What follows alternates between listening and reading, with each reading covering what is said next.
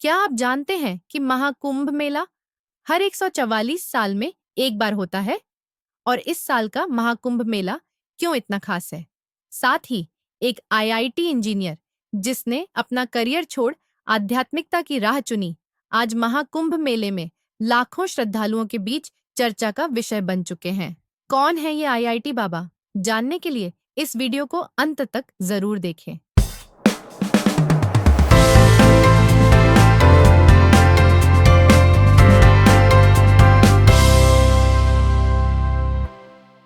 प्रयागराज में हर 12 साल में आयोजित होने वाला कुंभ मेला दुनिया का सबसे बड़ा धार्मिक आयोजन है। लेकिन इस साल का महाकुंभ और भी खास है, क्योंकि यह 1444 साल बाद आयोजित हो रहा है। क्या आप जानते हैं कि इस आयोजन का सबसे बड़ा आकर्षण है शाही स्नान, जहां करोड़ों लोग त्रिवेणी संगम में स्नान कर अपने पापों से मुक्ति पाने की प्रार्थना करते हैं। इस महाकुंभ मेले में एक शख्स की सबसे ज्यादा चर्चा हो रही है, आईआईटी बाबा अभय सिंह, जिन्हें मसानी गोरख के नाम से भी जाना जाता है। हरियाणा के इस साधु ने कभी आईआईटी मुंबई से एरोस्पेस इंजीनियरिंग की पढ़ाई की और अब वे एक भिक्षु का जीवन जी रहे हैं। उन्होंने प्लेटो और सुकरात जैसे महान दार्शनिकों के विचारों का अध्ययन किया और महसूस किया कि उनका असली उद्देश्य आध्यात्मिकता है। अब उनके इंस्टाग्राम पर 93,000 से ज्यादा फॉलोअर्स हैं और उनके पोस्ट ध्यान, योग और मानसिक शांति के बारे में होते हैं। महाकुंभ केवल एक आध्यात्मिक आयोजन नहीं है, बल्कि यह समाज के सभी वर्गों को एक साथ लाने का भी काम करता है। यहाँ संतों और महात्माओं के प्रवचन, सांस्कृतिक कार्यक्रम और शाही स्नान एक अनोखी आध्यात्मिक ऊर्जा का अनुभव कराते हैं। इस महाकुंभ का खास आकर्षण है दुर्लभ शाही स्नान, जो विशेष ग्रह स्थितियों में होता है। यह अनुभव न केवल मानसिक शांति देता है, बल्कि हमें अपनी जड़ों से जोड़ता है। जैसे इस सवाल पहले में से कुछ पूछा था ना, कहाँ से आए हो? तो उसके बहुत सारे जवाब देता था मैं। कभी बोलता था कैलाश से आया हूँ, कभी बोलता था मैं कुंड से आया हूँ, कभी बोलता था यहाँ से आया हूँ। बट फिर मुझे समझ में आया कि जो आप जो पूछ रहे हो उसके हिसाब से तो ये पूछ रहे हैं कि अभी इस शरीर का जन्म कहाँ से हुआ है। तो हाँ, उसका वो तो हरियाणा में जन्म है मेरा। हरियाणा में झज्जर जो ज़िला है, तो स्कूलिंग वगैरह वहाँ से हुई। फिर उसके बाद पढ़ाई के लिए जैसे जेई वगैरह एग्ज़ाम की तैयारी की, तो तैयारी करने के बाद फिर मुंबई गए, IIT Mumbai, aerospace engineering. Aerospace engineering के बाद वही उसको ऐसे समझ में आया कि ये आधा अधूरा ही है, कि इससे तुमको क्या मिलेगा। मतलब ठीक है, पैसे तो मिल जाएंगे, बट वो क्या तुम वो वाली चीज़ पूरी लाइफ भर कर सकते हो क्या? सेम। अब वो लाइफ भर यदि नहीं कर सकते हो, मतलब तुम उब जाओगे उस चीज़ से। तो मेरे को वैसा चाहिए था, लाइक पूरा जॉब, लाइक हाँ ऐसी चीज़ मुझे मिल जाए जो मैं करता रहूँ, बस मज़ा आता रहे, लाइफ चली जाए पूरी है। और उसकी खोज में तुम निकलते गए, फिर जैसे मीनिंग ऑफ लाइफ तुम ढूंढते रहते हो, यार ये लाइफ का मतलब क्या है, मुझे क्या करना चाहिए। आगे बढ़ते जाते हो, आगे बढ़ते जाते हो। उसमें बहुत सारे ऐसे रास्ते आए, बहुत सारी चीज़ें हुई बीच बीच में, यहाँ वहाँ मोड़ आए बहुत सारे। धीरे धीरे आके फिर तुमको वही फाइनली वही तुम वैसे ही देखते हो कि जो होना होता है वो वैसे ही होता है। तो वैसे ही हुआ, सत्य तक पहुंचा मैं जैसे भी पहुंचा। लड़खड़ा के भटक भटक के। फिर उसके बाद अभी तो जैसे फिर उसको समझ में आया कि अभी जो भारत का जितना भी ये वैदिक जो ज्ञान बोलते हैं या पुराना जो संस्कृति ज्ञान बोलते हैं, वो सारा का सारा उसी के ऊपर डिपेंडेंट है। मतलब अपने जितने भी हैं नाट्य शास्त्र या जो भी बनाए गए हैं, वो सब आध्यात्म को केंद्र बिंदु लेके बनाए गए हैं। सब राग जो डिज़ाइन हुए हैं, म्यूज़िक से लेके परफॉर्मेंस से लेके, फिर रहन सहन से लेके, फिर जो जो परिवार का जो विधि है, शादी का विधि है, संस्कार जो होते हैं बच्चों के सारे ये उस चीज़ को केंद्र बिंदु लेके डिज़ाइन किए गए हैं। पूरा सिस्टम जो पूरा जो जैसे आश्रम की व्यवस्था थी पहले कि हाँ ब्रह्मचार्य आश्रम होगा, गृहस्थ आश्रम होगा, तो वो पूरा वैसे ही उन्होंने बनाया है कि अब इस माया में तुम कैसे डिज़ाइन करो कि वो आध्यात्म वाला जो कनेक्शन है वो बना रहे, कि लोग खो ना जाए ज़्यादा। क्योंकि माया को तुम हटा नहीं सकते हो, क्योंकि वो माया बनी हुई इसलिए एंजॉय करने के लिए, उसको जीने के लिए। बट वो यदि कनेक्शन टूट जाएगा, जो कि अभी काफ़ी टूटा हुआ है, अभी लोगों को वही लगता है कि ये सब अलग अलग है। अलग अलग नहीं है, वही की चीज़ है वो। ऐसे ऐसे क्या कैसा अध्यात्म है, और कैसी कौन सी चीज़ है जिसने आपको ट्रिगर किया अध्यात्म इस स्पिरिचुअलिटी? ऐसा तो कुछ नहीं है ना जिसने ट्रिगर किया स्पेसिफिकली, लाइक अलग अलग थे चीज़ें जो अलग अलग मोमेंट के लिए ट्रिगर करते गए। गाँव आया आध्यात्म की, अब अध्यात्म में जाना है, क्या हुआ ऐसा? मतलब आध्यात्म आप किसको बोल रहे हो? उसके ऊपर है ना जवाब। अब यदि तुम वैसे देखो तो किसी चीज सवाल के बारे में सोचना, बैठ के चिंतन करना, वो भी आध्यात्म ही है। चाहे मैंने कुछ भी पढ़ा हो या नहीं पढ़ा हो, शंकराचार्य को पढ़ा नहीं हो, विवेकानंद को पढ़ा नहीं पढ़ा हो, यदि मैं अपने में ही बैठ के सोच रहा हूँ, बैठ के, जैसे रमना महर्षि थे, उनके दिमाग में एक दिन ये ख्याल आया कि ये मौत क्या होती है। तो बैठ के उस मौत को देखने लगे यार कि अच्छा ये है क्या ये। तो उनको ज्ञान की प्राप्ति हो गई। अब आप क्या बोलोगे, क्या ट्रिगर था उसका, वो क्या जरूरी थी? कुछ जरूरी नहीं थी। क्योंकि वो करने वाला तो, अब वो अध्यात्म से रिलेटेड थे क्या नहीं थे, नहीं, उन्होंने तो ऐसा कोई वो साधना नहीं की, कुछ संन्यास नहीं लिया, कुछ नहीं किया। तो उसमें भी वही है कि आप उस चीज़ को अलग करके देखोगे कि हाँ अध्यात्म में आ गए हो, ऐसा कुछ नहीं है। जो भी इंसान ईमानदारी से सवाल करता है, मतलब सत्यनिष्ठा के साथ, कि हाँ अब मुझे इस चीज़ को जानना ही है, चाहे वो मैथमेटिक्स हो, चाहे वो कोई फिजिसिस्ट हो, चाहे कोई कैसा भी साइंटिस्ट हो, वो बोलेगा कि नहीं नहीं मुझे इस पूरे सत्य को जानना है, तो वो वही चीज़ में पहुंचेगा फाइनली। महाराज जी, ऐसी कौन सी चीज़ है आज की पीढ़ी का जो आध्यात्म से एक अलग वो होता जा रहा है, उसको लेकर के क्या कहेंगे, क्या दृष्टिकोण है आध्यात्म का? क्या चीज़ है जो इस पीढ़ी को अध्यात्म से अलग कर रही है? और दृष्टिकोण क्या होना चाहिए?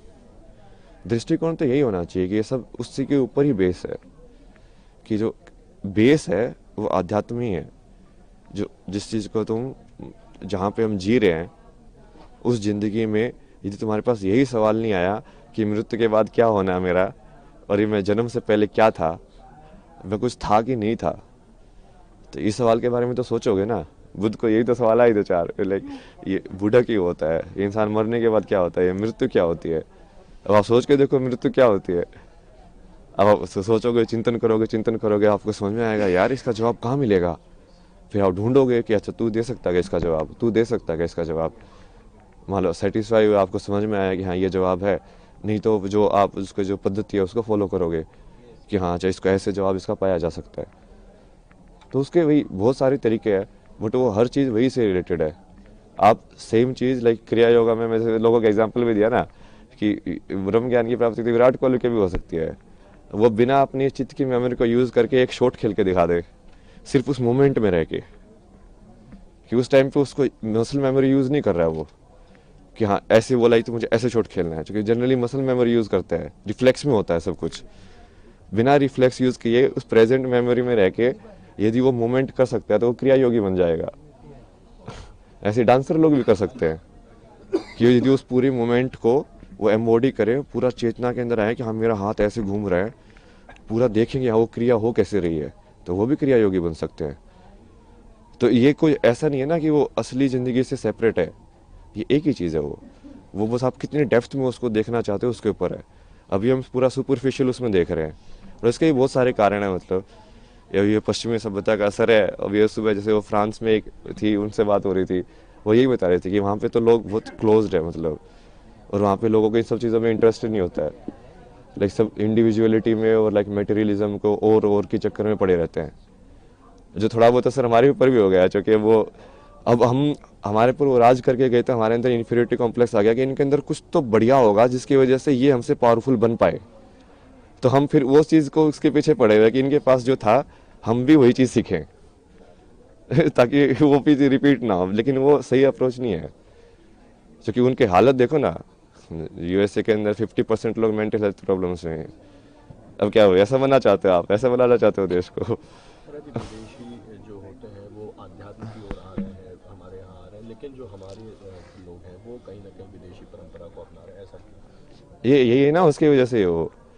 ये अब जैसे आपके ऊपर मान लो कोई आपसे ज़्यादा ताकतवर है, तो आप सोचोगे यार इसके पास ऐसी कौन सी शक्ति है कि इसको ज़्यादा ताकतवर बना रही है मेरे से, तो आपका भी रुझान उसी की साइड होगा। तो आप सोचोगे यार ये लोग साइंस पढ़ के, ये एटम बम बना के, हथियार बना के ये दुनिया पे राज कर सकते हैं, तो मैं इससे बड़ा हथियार बनाऊं। तो सब उसी रेस में पड़ जाते हैं फिर वो, बट उस रेस का तो कोई अंत ही नहीं है भाई। महाराज जी, एक और क्वेश्चन है कि ऐसा क्या था आध्यात्म में जो आप इस ओर आए, इतनी सरल जिंदगी छोड़ के इतनी कठिन जिंदगी में आने का निश्चय किया, किस तरह का परिवार में क्या इसमें रिएक्शन रहा आपका? नहीं नहीं, इसकी चॉइस नहीं होती ना। रियल में आप देखोगे ना, जो है बहुत सारे लोगों की यदि जीवनी कहानी पढ़ोगे तो आपको समझ में आएगा कि ये चॉइस होती ही नहीं है वो। क्योंकि तुमको यदि वो चीज़ की तरफ रुझान है ना, तो तुम इस लाइक उसको चीज़ तुमको खींचती रहेगी अपने साइड। उस लाइक वो बुलाती रहती है कि हाँ, अब तुम जाते रहते हो उसके साइड, एक के बाद एक के बाद एक। तुम चाहोगे कि नहीं नहीं मैं फिर से लाइक इस चीज़ में जाऊँ मेन स्ट्रीम में, बट वो होगा ही नहीं, तुम खुशी नहीं रहोगे। अब तुमको हमेशा ऐसे लगता रहेगा यार नहीं यार, ये मेरे लिए नहीं बना है, ये मेरे लिए नहीं बना है। तुमको कुछ और करना है, तुमको कुछ और करना है। किस तरह की जॉब थी मैंने आपकी? क्या जॉब थी आपकी? जॉब तो बहुत सारी अलग अलग टाइप की किया है मैंने। लाइक अभी जो लास्ट जॉब थी वो तो इसी में थी, यूआई यूएक्स के अंदर। ये ऐप्स वगैरह डिज़ाइन करना, वेबसाइट डिज़ाइन करना, इसका फ्लो वगैरह डिज़ाइन करना। उससे पहले जैसे जिसमें भी काम किया मैंने, ये ट्रैवल फोटोग्राफी या डिसोर्स करके एक प्रोजेक्ट आईआईटी बॉम्बे का गवर्नमेंट स्पॉन्सर प्रोजेक्ट था। उसमें बेसिकली वो डॉक्यूमेंट करने के लिए इंडियन आर्ट्स एंड क्राफ्ट और हिस्ट्री को, तो उसके थ्रू ऐसे मैं बहुत जगह पे घूमा। बहुत सारी चीज़ें डॉक्यूमेंट किए मैंने, पुराने टेम्पल्स लाइक पेंटिंग स्टाइल्स और ये सब। उसके बाद जैसे इसमें भी काम किया मैंने, मैगजीन्स वगैरह में। फिल्म मेकिंग भी की मैंने, डॉक्यूमेंट्री फिल्म्स में मेरी, लाइक फिक्शन फिल्म भी है। बहुत सारा कंटेंट है भाई। महाकुंभ को लेकर के क्या संदेश देंगे? किस तरह की व्यवस्थाएं लगी आपको? क्या व्यवस्था तो सही है। अब उसमें मेन जैसे मैं तो ये चाहता हूँ ना कि ये सारी चीज़ें सिर्फ आध्यात्मिकता से लिमिटेड ना हो। यहाँ पे बेसिकली महाकुंभ के अंदर देश के सबसे बड़े बड़े साइंटिस्ट भी आने चाहिए। वो इसरो के साइंटिस्ट वही बैठ के तुम डिस्कस करो ना विज्ञान को, और वो बोलो उन बाबा को कि यदि तुम्हारे पास ज्ञान है तो तुम इस चीज़ का भी जवाब दो। तो वो जब चीज़ें मिलेंगी तभी होगा एक साथ वो, कि वो तभी वो समझ में आएगा कि हाँ ये चीज़ें तो जुड़ी हुई हैं। परिचय देना अपना? अभय सिंह, हरियाणा से। इंग्लिश में और इंग्लिश में इसको पढ़ना जी। महाराज जी, where do you have came here? What was the purpose of coming in spirituality, and how do you connect spirituality towards the science, to the science, from the science? I am come from Haryana. I was born in Haryana. Then, like life took different turns. So I went to like IIT to study. Then changed the path from engineering to arts. And that also didn't work. Then changed again. So kept changing unless like I arrived at the final truth, you can say. Then after that I started exploring. Okay, so what is it like? It makes it. What is it the other people have discovered about it? Then I started like when you see Sanskrit, like how Sanskrit was written and composed. What makes Sanskrit so special? So if you see the Maheshwaraya Sutra, like this Panini says like he was in meditation. Then he got this sutra.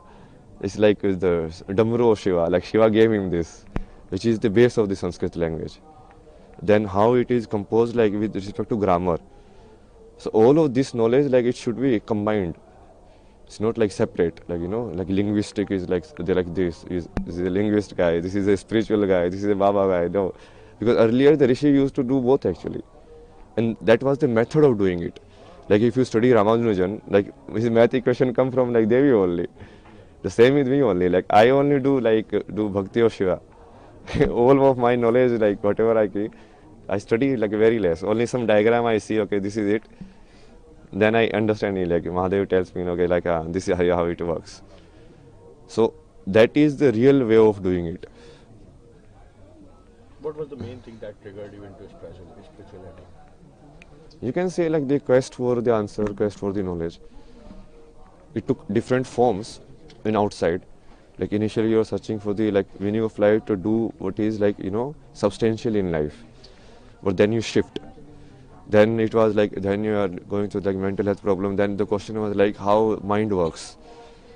How do you get rid of these unwanted thoughts in your mind? Which I think is very popular question these days. Like people, that's why a lot of people are actually getting attracted towards spirituality.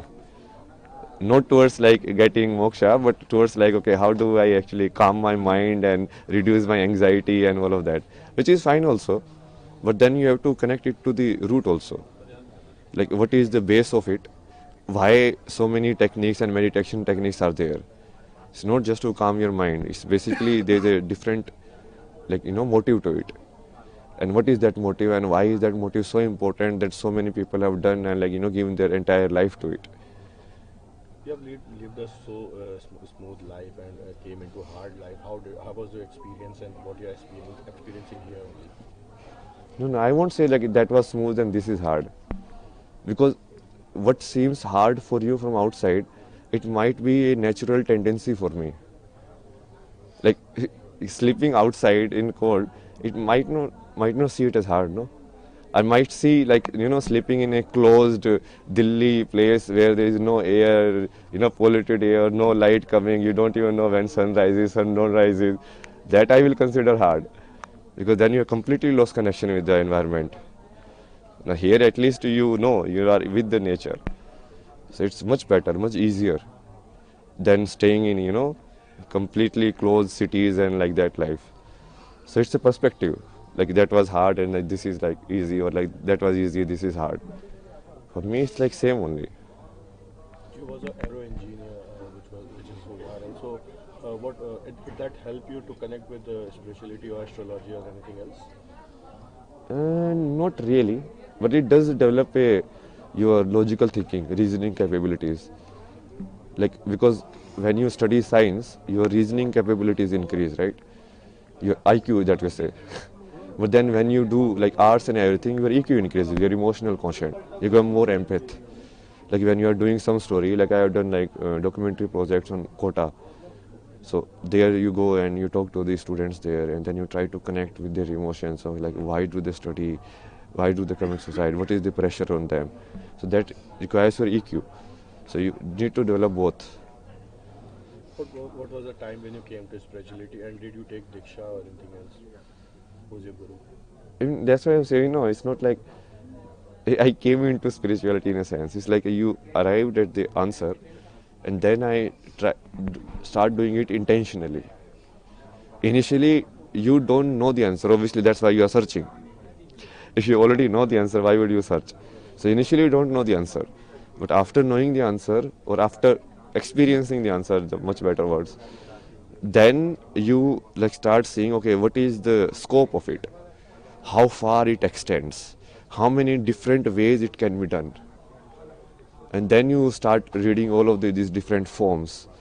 Okay, this is how they have created Bharatanatyam, this is how they have created like Sanskrit, this is how they have created like all of these astrological charts, this is how the Rashi, which is say the signs, the 12 signs, these works. So then you start seeing, okay, how, so this was the base of it. You got the answer?